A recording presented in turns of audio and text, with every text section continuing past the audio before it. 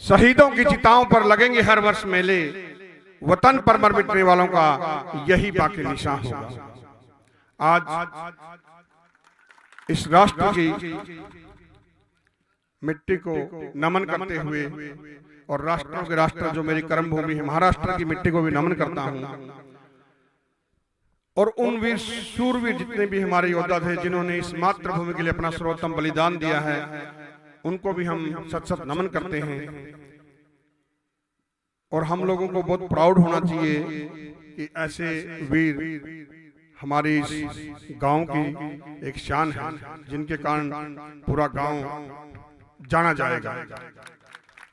जब हम सैनिक सेना में भर्ती होते हैं ना, तो पूरे बैंड बाजे के साथ में जाते हैं, छोड़ने के लिए पूरा गांव जाता है, और हमारे यार दोस्त माँ बाप रिश्तेदार बहुत कुछ कुटुंब हम लोगों को छोड़ के आता है।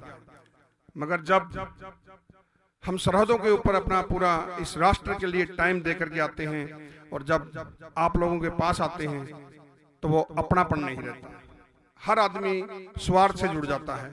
जब हम यहाँ छुट्टी काटने आते हैं तो चाहे घर वाले हो चाहे बाहर वाले हो, किसी को बोतल चाहिए, किसी को कैंटीन का सामान चाहिए, कोई ये नहीं पूछता कि भाई साहब तुम इतना कठिनाई से गुजर के आए हो, कैसे उधर जीवन व्यतीत करते हो। ये कड़वी सच्चाई है। आज भी जितने भी मेरी जहां तक आवाज जा रही है, अगर हम एक दूसरे की सहायता करें, हम लोग क्यों इंतजार करते हैं कि किसी सैनिक की शहादत होगी और हम अपना ये जो आज का शस्त्र हो चुका है हमारा हिंदुत्व का मोबाइल, इसको उठा करके भागते हैं। बूढ़ा हो, बुजुर्ग हो, जवान हो, बच्चे हो, और हर आदमी को होड़ लग जाती है सेल्फी लेने की।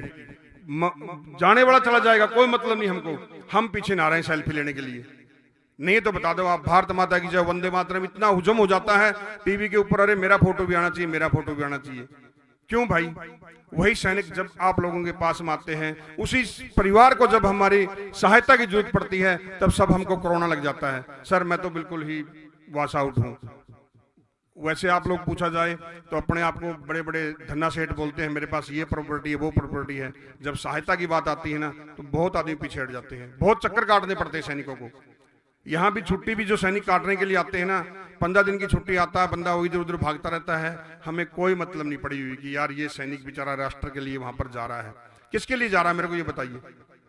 वो अपने लिए जा रहा है, अपने परिवार के लिए नहीं।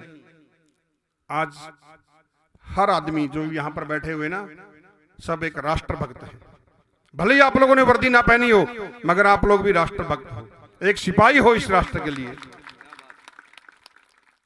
और जो ये वर्दी हम लोगों ने पहन रखी जो आपके सामने है ना, ये इतनी आसानी से नहीं मिली। ये आप 135 करोड़ भारतीयों का एक हमारे ऊपर आशीर्वाद है, तब जाके ये वर्दी मिली हम लोगों को।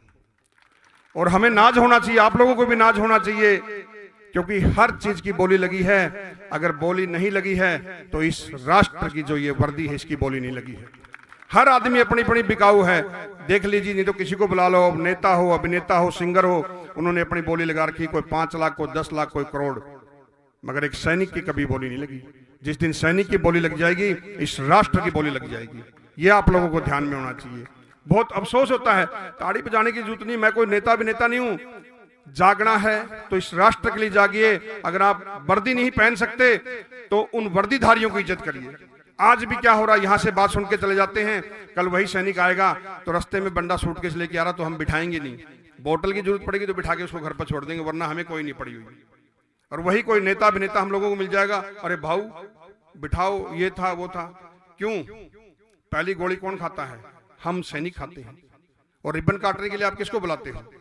ऐसा नहीं कि राष्ट्रभक्ति किसी के अंदर, सबके अंदर है, मगर जो सैनिक सीमाओं पर रहता है, अपना सब कुछ त्याग देता है। हमें पता नहीं होता हमारे बच्चे कब हो गए हैं, कब हमारे माँ बाप चल बसे हैं, क्योंकि हम यही सोचते हैं कि कोई बात नहीं, हमें कुछ हो भी गया तो जो सेना के आगे सेना, जो आप लोग बैठे हो ना, वो है सेना के आगे सेना। हम हंसते हंसते कुर्बान हो जाते हैं, क्योंकि सेना के आगे जो सेना है वो आप लोग हमारे परिवार को संभाल लोगे। मगर ग्राउंड में उल्टा चलता है। आज भी देखिए, बाप बड़ा ना भैया, सबसे बड़ा रुपया, पैसे के बिना कुछ भी काम नहीं चलता। बहुत से आदमी आते हैं, घोषणाएं करके चले जाते हैं, जब उन परिवारों से पूछो, न्यूज में तो बहुत आ जाता है कि यार उसको ये मिल गया, वो मिल गया, जब उस ग्राउंड में पूछो उनको तो कुछ नहीं होता, तबला बजाते रहते हैं। पैसे के साथ साथ में हम तो एक सैनिक है, इस मातृभूमि का तिलक भी लगा लेते हैं, उतने में हम लोग खुश हो जाते हैं। हमें धन से ज्यादा मान चाहिए, ये सबसे बड़ा जरूरी है। जिस तरह हम लोग देवों के देवताओं की पूजा करते हैं, मगर जब उन देवों के भी दरवाजे बंद हो जाते हैं तो एक ही देवता वहां खड़ा रहता है, वो है भारतीय सैनिक। कौन है प्रहरी, आप बताइए। किसी भी कोने में चले जाओ, वहां हर कोई चीज नहीं मिलेगी, मगर सैनिक जरूर मिलेगा। मगर मैं ये दोस्तों यही बताता हूं कि इस राष्ट्र का अगर हमने सम्मान करना है, आज हम न्यूज में सुनते रहते हैं कि जी देखो जी ये पिलर है, ये मीडिया चौथा पिलर होगी, ये पहला पिलर है, और मैं ये बोलता हूं एक ही पिलर है, वो है हमारी भारतीय सेना। जिस दिन वो पिलर हिल गया, ये तीनों पिलर बेकार है। नहीं तो उदाहरण के तौर पर अभी मुंबई में 2 ही आतंकवादी आए थे ना, त्राहिम होगी थी ना, फौज को बुलाओ, फौज को बुलाओ। फौज ऐसी होगी है, मुसीबत के टाइम में फौज याद आती है, और जब सुख की घंटी बजती ना, छोड़ो यार ये फौजी साला, ये घुटनों में दिमाग इन लोगों को, ऐसे बोलते रहते। कसम से क्या क्या वर्डिंग नहीं मिलती। हमारे परिवार को भी ऐसे ऐसे शब्द बोलते हैं बंदे कि जी फौजी फौज में, पड़ोसी मौज में है।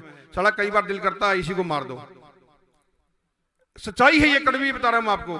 बोलते यार ये पागल आदमी है, फौजी घुटनों में दिमाग है। बहुत बोलते हैं आप, सही बोलते हो, हमारा घुटनों में दिमाग है, बिल्कुल है, क्योंकि हम दुश्मन के सामने घुटने नहीं टेकते, दुश्मन के घुटने टिकाते हैं। ये है हमारे अंदर वसुदेव कुटुंबकम। यहाँ हम लोग सरनेम के चक्कर में रहते हैं, तुम पाटिल है, तुम राम सिंह है, क्या है, किस सिंह में क्या हुए थे, निवस्त्र पैदा हुए थे, निवस्त्र चले जाओगे।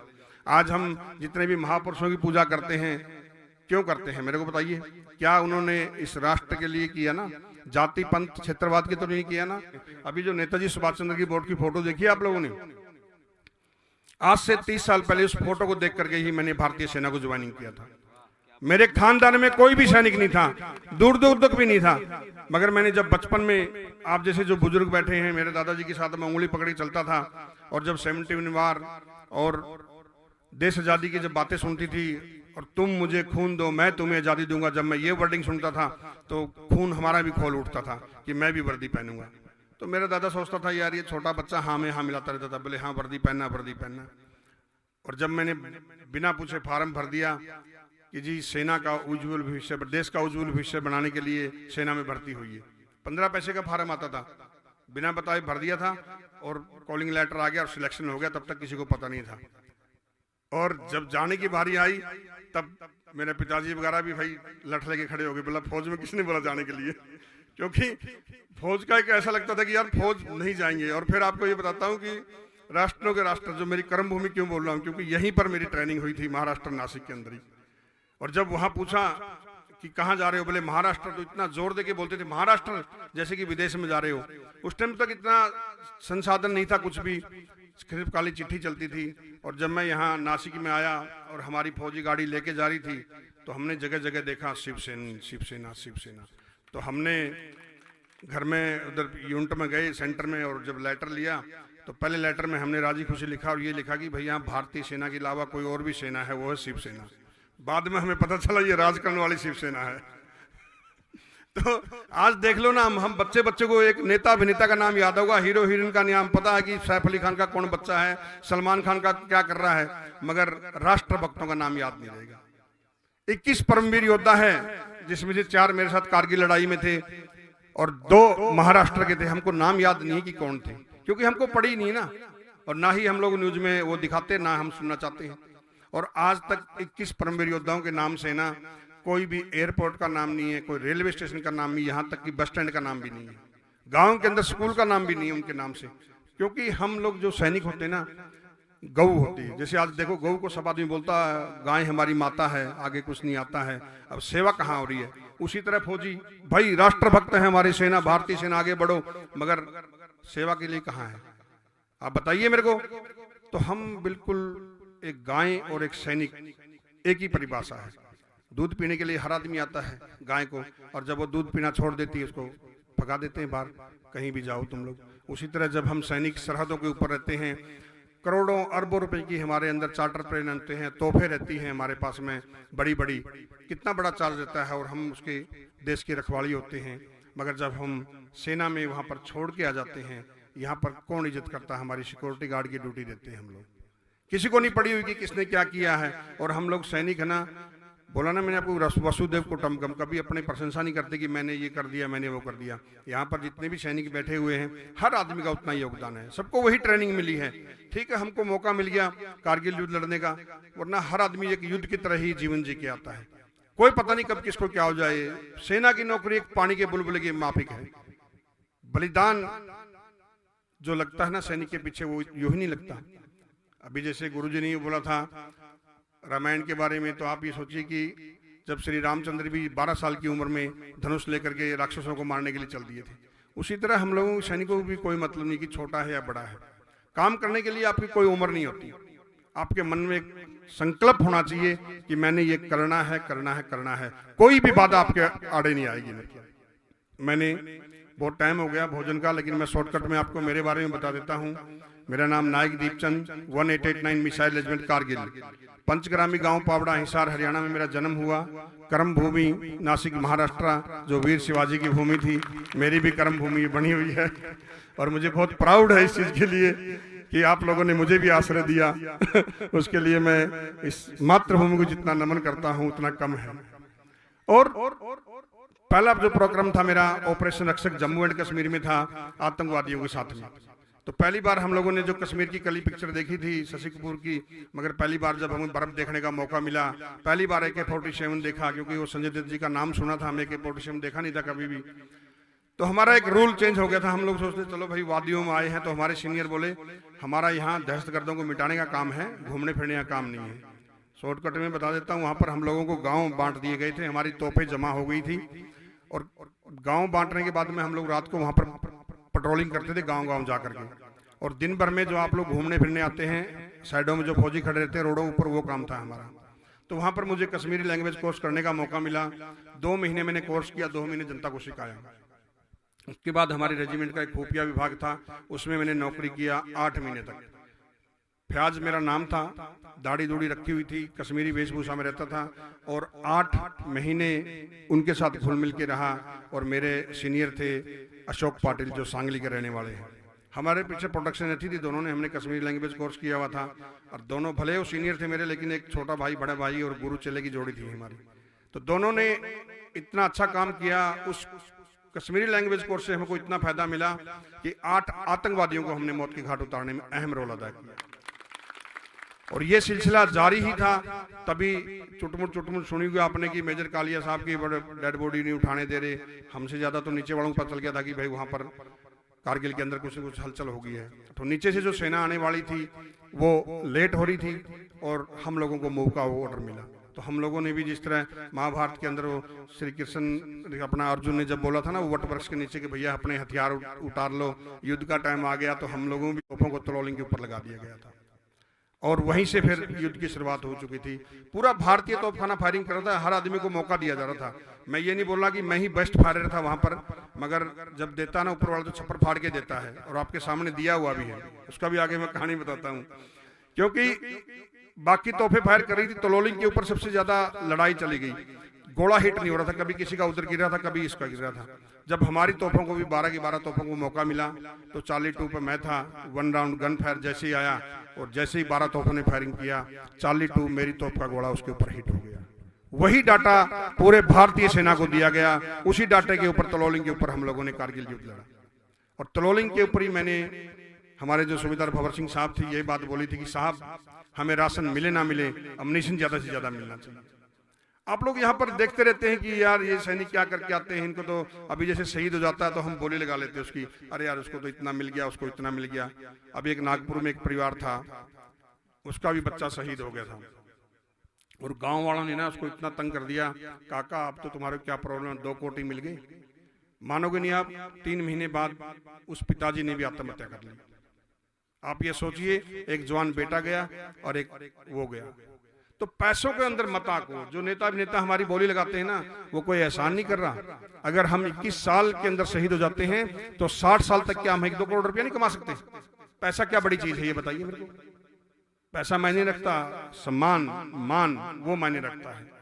पैसा तो आनी जानी चीज है, पैसा तो आप मन में ठानो तो कोई भी कमा सकता है, मगर जो सम्मान आप लोगों ने करना चाहिए वो आज भी, पहले भी जितने महापुरुष थे ना वो उस टाइम भी निरादर थे और आज भी सैनिक निरादर है। क्योंकि हमारे है ना मूर्ति पूजन पे विश्वास रखते हैं, जब तक साला मरेगा नहीं तब तक हम महान बोलेंगे नहीं, जब तक जिंदा है तब तक उसको गाड़ी देते रहेंगे। आज मर जाओ बंदे, स्मारक बना देंगे, ये कर देंगे, वो कर देंगे। तो बदलो, अपने आप को बदलना है, इस राष्ट्र के लिए बदलो, युवाओं के लिए बदलो। युवाओं को क्या सिखा के जाओगे आप लोग कि मेरी जाति, मेरा पजो, मेरा क्षेत्रवाद? नहीं, पूरा भारतवर्ष अपना है। आप अगर भाई खोलोगे तो लाखों करोड़ों आदमी आपके रास्ता बना के रखेंगे। उसके बाद में 8 जगह हम लोगों ने गन पोजिशन को चेंज किया। रात को भी हम लोग यहाँ लड़ाई लड़ते थे, दिन के अंदर कहीं भी छुप करके बैठ जाते थे। कोई बंकर नहीं बना हुआ था वहां पर कि यहाँ पे बंकर बना हुआ था। और अपनी तोपों को, आप मानोगे नहीं, हमारी जो तोप है ना 3-4 पार्ट में खुल जाती है। तो 68 kg का बैरल, एक 68 kg का उठा करके बंदा पहाड़ी पर चढ़ना है, 12,000, 13,000, 14,000, 16,000 की हाइट के ऊपर। सांसें फूल जाती है, ऑक्सीजन की कमी रहती है, मगर मन के अंदर हौसला रहता है सैनिकों कि अगर आज मैं हिल गया तो मेरा राष्ट्र हिल जाएगा। इसलिए वो कभी पीछे नहीं हटता। और निरंतर हम लोग रात को चलते रहते थे। पहले तोपों को चढ़ाना है, उसके बाद अम्युनिशन चढ़ाना है। राशन की हमें किसी को भी नहीं पड़ी हुई थी, बस ये था कि दुश्मन को किसी तरह भगाना है। हम लोगों ने बहुत बड़ी लड़ाई लड़ी थी, हर रोज वहां लड़ाई लड़ी थी, लेकिन मैं शॉर्टकट में बताता हूँ। 8 जगह हम लोगों ने गन पोजिशन को चेंज किया और ऐसे करते करते काफी जवान हमारे शहीद हो गए थे। क्योंकि जब शाम को 8 जा रहे थे, उसमें थे एक ही आ रहा था सिर्फ मैसेज देने के लिए कि भाई सब चले गए। तो हम भी सोचते थे कभी हमारा भी नंबर आ जाएगा। नई शताब्दी देखने वाले थे, 99 चल रहा था, 2-2 की जोड़ी बनती थी। मेरा दोस्त था मुकेश कुमार और मैं, पंजाब का रहने वाला। तो मैं और वो दोनों बात करते थे कि देखते नई शताब्दी कौन देखेगा। तो हमारे सर थे, वो बोले थे कि अरे ऐसे बातें मत किया करो। अभी मरना तो था ही, क्योंकि जब सामने से आपके साथी जा रहे हैं तो हमारा नंबर भी कभी आने वाला था। मैंने बोला जो भी होगा देखी जाएगी, जो भी जीना है हंस के जिएंगे मतलब। तो ऐसे करते करते हम जब टाइगर हिल की लड़ाई के ऊपर चले गए, मैक्सिमम रात को लड़ाई थी, 17,000 की हाइट के ऊपर हम चढ़ते चढ़ते दिन में चढ़ गए। और चढ़ने के बाद में रात को परेशानी ना हो, हमने सोचा एक राउंड दिन में फायर कर लेते हैं। तो 1 राउंड जैसे ही गन फायर बोला, अभी हमें नहीं पता था कि बिल्कुल हम लोग नीचे आ गए उसके। हमने सोचा हाथी निकल गया है और पूंछ रह गई है, मगर दुश्मन को कभी कमजोर नहीं समझना चाहिए। हम लोगों ने जैसे ही 1 राउंड फायर किया, वहां से हजारों घोड़े ऊपर हमारे ऊपर आ गए। अभी भागे कहाँ, आगे झरना बह रहा, बंद है, इस साइड में भी नाला, पूरा बीच में फंस चुके हैं। नीचे से ऑर्डर आ गया था, हर बार आता था कि भाई छुप जाओ, जिसको भी छुपना। छुपे कहाँ? तो मैं और मुकेश दोनों बैठे हुए थे। तो मैंने बोला सर चलें? ये तो मैं अभी धीरे धीरे बता रहा हूँ, उस टाइम तो फटाफट बात हो रही थी। उसने बोला नहीं जाएंगे, और हर बार हम यही रहते थे। बोला क्यों? बोला हम चले जाएंगे तो तोपों को दुश्मन खराब कर देगा, लड़ाई क्या लड़ेंगे। तो मैंने बोला दोनों आदमी क्या करेंगे? बोला कुछ भी हो, नहीं जाएंगे। फिर मैं दोबारा बोला जिसको ऑर्डर आ चुका है, जिसको ज्यादा तनख्वाह मिलती है हमारे से, वो भी चले गए हैं, तो हम दोनों क्या करेंगे। उनकी वर्डिंग थी कि आपको डर लग रहा था आप जाओ। तो मैंने बोला जीने मरने की दोनों ने कसम खाई, मैं भी चुपचाप बैठ गया। चंद सेकंड बाद उन्होंने बोला चलो चलते हैं। और जो हमारी AK-47 थी वो तोपों के ऊपर रखी थी, वो बोला मैं AK-47 लेके आता हूँ। इतना ऑर्डर मिलना था, हमारे बीच में पत्थर था, वो इधर भागा और मैं इधर। और पंडित जी थे हमारे, कोमोती सिंह साहब, वहां पर बंदे छुपे हुए थे छोटे से एक गड्ढे के अंदर। हमने भी अपनी मुंडी डाल दी। एक के ऊपर एक 90 आदमी थे हम लोग। और हमारे धर्म गुरु जी बोल रहे थे कि भाई अभी राम का नाम लो, माता रानी को याद करो, अभी तो किसी को भी याद करो, जो होना है तो होना है। और जब हम ऊपर से देख रहे थे तो नीचे हमारी 17,000 की हाइट से हमारे जो लंगर टट्टू कंपनी थी, इतना धुआंधार फायरिंग हो रहा था, पूरे पतीले पतोले उड़ रहे थे। लास्ट लड़ाई चल रही थी।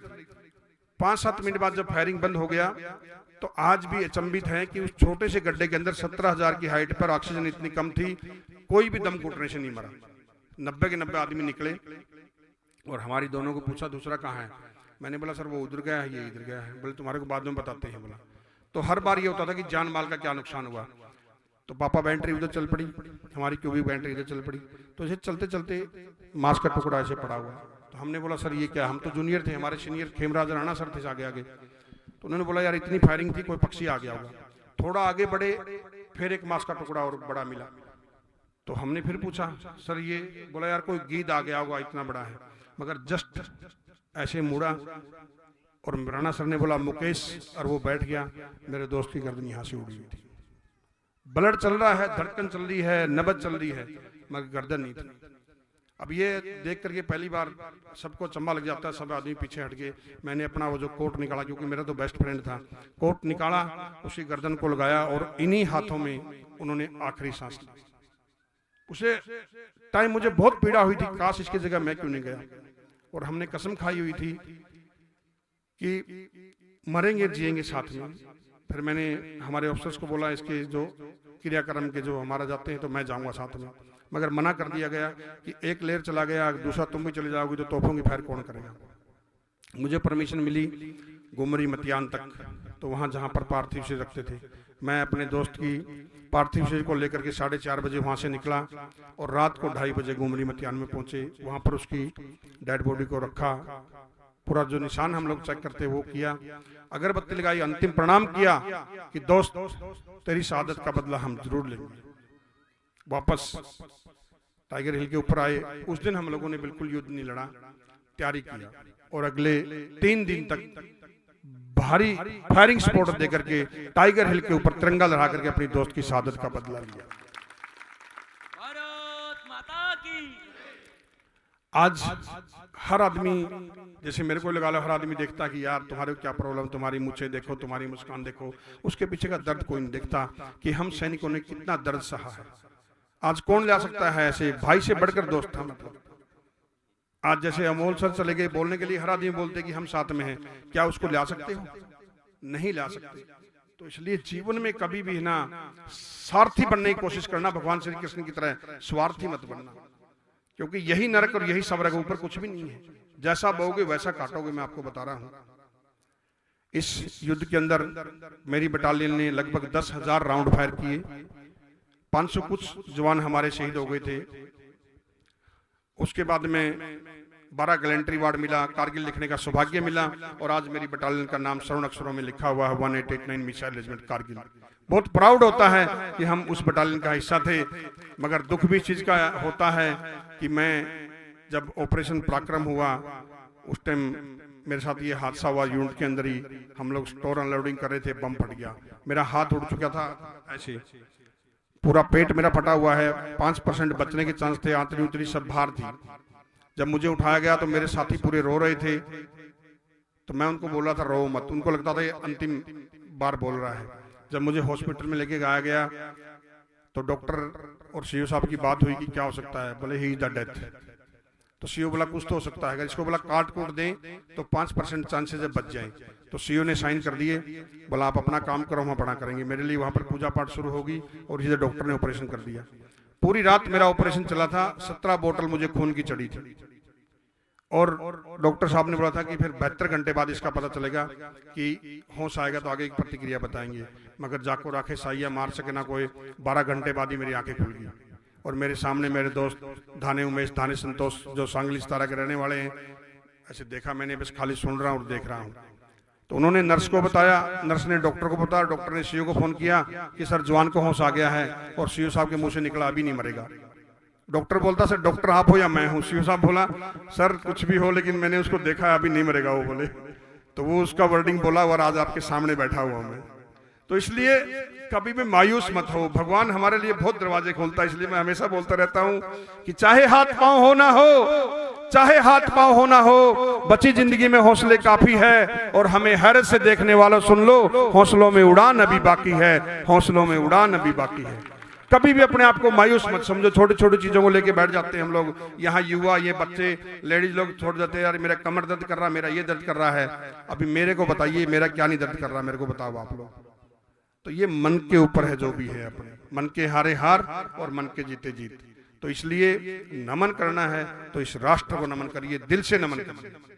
क्योंकि जो सैनिक रहते हैं ना, मैं आपको अभी बोल रहा हूँ, वो पैसा कमाने के लिए नहीं आते। पैसा तो आप देखिए करोड़ों आदमियों के पास यहाँ पर कितना है, मगर ये वर्दी नहीं खरीद सकते वो करोड़पति आदमी। अंबानी भी ये वर्दी नहीं पहन सकता है, मानते ना बात को? इस वर्दी पहनने के लिए आपको तन मन, जैसे हम लोगों को तपस्या करनी पड़ती है, वो हर चीज आपको साथ में होगी, तभी आप ये वर्दी पहन सकते हो। तो बहुत प्राउडनेस होता है और बहुत खुशी भी होती है कि ऐसे वीर योद्धा जिनको आज हम इकट्ठे हुए हैं, एकत्रित हुए हैं, युगों युगों तक इनका नाम याद रहेगा और उसमें आप लोगों का भी सहयोग रहेगा। तो आप जितने भी यहाँ पर सैनिक आते हैं, हम यहाँ से कसम खा के जाएं कि, क्योंकि मेरे थ्रू भी बहुत आदमी मिठाई भेजते हैं, बॉर्डरों पर राखी भेजते हैं, और वही सैनिक जब यहाँ आपके पास आते हैं तो मुंह मोड़ लेते हैं। क्यों भाई? हम लोग कोई बाहर के थोड़ी हैं, हम भी यहीं से गए थे, आपके ही बच्चे हैं ना। तो इसलिए आप लोग यहाँ से कसम खाइए कि जो भी सैनिक आएगा हम उनका दिल से सम्मान करेंगे, स्कूलों के अंदर बुलाएंगे, कोई भी कार्यक्रम होता है वीरांगनाओं को बुलाएंगे, आपका शादी का प्रोग्राम हो, बर्थडे हो, कुछ भी हो, अगर आप ये शुरुआत करेंगे तो देश के अंदर एक अच्छा मैसेज जाएगा कि राष्ट्र के जो भक्त हैं उन लोगों को देखिए। तो गुरुजी ने बोला टाइम बहुत हो चुका है, तो इसलिए मैं 2 लाइनें इस राष्ट्र के लिए बोलता हूं और बहुत बहुत आप लोगों को आभार मानता हूं कि आप लोगों ने 2 मिनट हमें जो सुनने के लिए टाइम दिया, इसके लिए मैं हृदय की गहराइयों का अभिनंदन करता हूं और 2 लाइनें बोल करके अपनी वाणी को यहीं विराम देता हूं कि हे जन्मभूमि भारत, हे कर्म भूमि भारत, हे जन्मभूमि भारत, हे कर्म भूमि भारत, जीवन सुमन दाकर आराधना करेंगे तेरी, जन्म जन्मांतर वंदना करेंगे तेरी, हे जन्मभूमि भारत, हे कर्म भूमि भारत, हे वंदनीय भारत, हे अभिनंदनीय भारत। भारत माता की, भारत माता की, भारत माता की, वंदे वंदे वंदे। जय हिंद, जय भारत, जय महाराष्ट्र। बघा, जागेवर सगळ्यांनी उभं राहायचंय 2 मिनिटासाठी, शेवट श्रद्धांजली होईल। सरांनी एवढ्या छान पद्धतीने आपला जीवन प्रवास सांगितला आणि शहीदांची शहादत काय असते ते त्यांच्याकडूनच ऐकावं। खरंच दीपचंद सर तुमचे कोटी कोटी आभार आणि तुम्ही आलात, कारण अर्धा आयुष्य त्यांनी समाजाकरता आणि अजूनही समाजासाठीच ते जगतायत, अजून समाजासाठीच ते फिरतायत। सरांना कोटी कोटी धन्यवाद। आणि 1 मिनिटासाठी मी सावधान म्हणेन, त्यावेळेला सगळ्यांनी शांततेत 1 मिनिटासाठी उभं राहायचंय, त्यानंतर आपण थांबणार आहोत। सावधान।